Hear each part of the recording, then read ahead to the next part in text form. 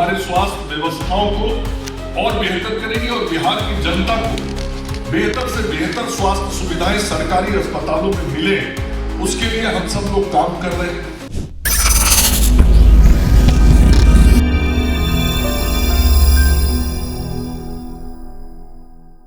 सामान्य चिकित्सकों की भी नियुक्ति कर दी जाएगी, मतलब जो जनरल मेडिकल ऑफिसर हमारे हैं वो डॉक्टर्स और 722 एनएचएम के तहत जुड़ जाएंगे।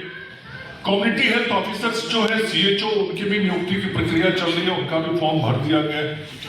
ऐसे एनएचएम के माध्यम से जो विभिन्न रिक्त पद पड़े हुए उन सभी रिक्तियों पर नियुक्ति की प्रक्रिया चल रही है और कुल मिला के ये हमारे स्वास्थ्य व्यवस्थाओं को और बेहतर करेगी और बिहार की जनता को बेहतर से बेहतर स्वास्थ्य सुविधाएं सरकारी अस्पतालों में मिले, उसके लिए हम सब लोग काम कर रहे हैं।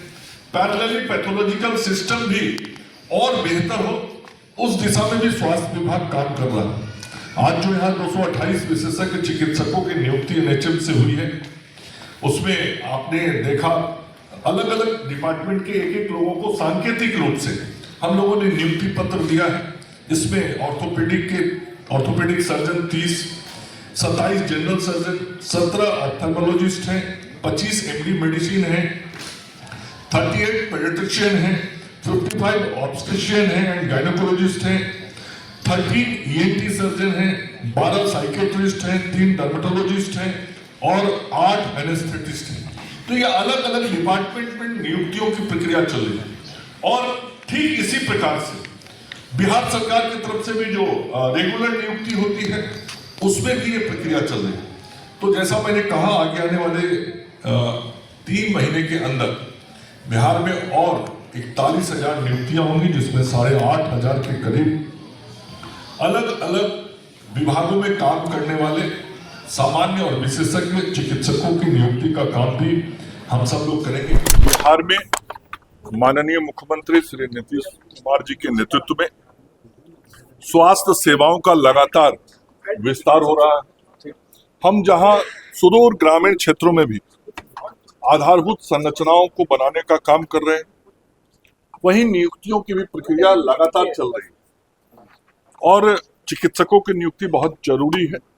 अभी आज एनएचएम के तहत 228 विशेषज्ञ चिकित्सकों की नियुक्ति अलग अलग विभागों के अंदर की गई है, जिसमें खास तौर पे orthopaedic surgery, general surgery, ophthalmologist, MD medicine, बच्चे के डॉक्टर, ऑप्स एंड गायनी की डॉक्टर, इसके साथ ही ईएनटी सर्जन, साइकेट्रिस्ट, ऐसे कई महत्वपूर्ण विभागों में चिकित्सकों की नियुक्ति हुई है और अगले 15 दिनों के अंदर इस एनएचएम के तहत ही 722 और सामान्य चिकित्सकों की भी नियुक्ति की प्रक्रिया पूर्ण कर ली जाएगी। इसके अतिरिक्त पूरे राज्य में एनएचएम और राज्य की सरकार के द्वारा लगभग 41,000 नियुक्तियां निकली हुई हैं, जिसमें आवेदन भर लिए गए हैं।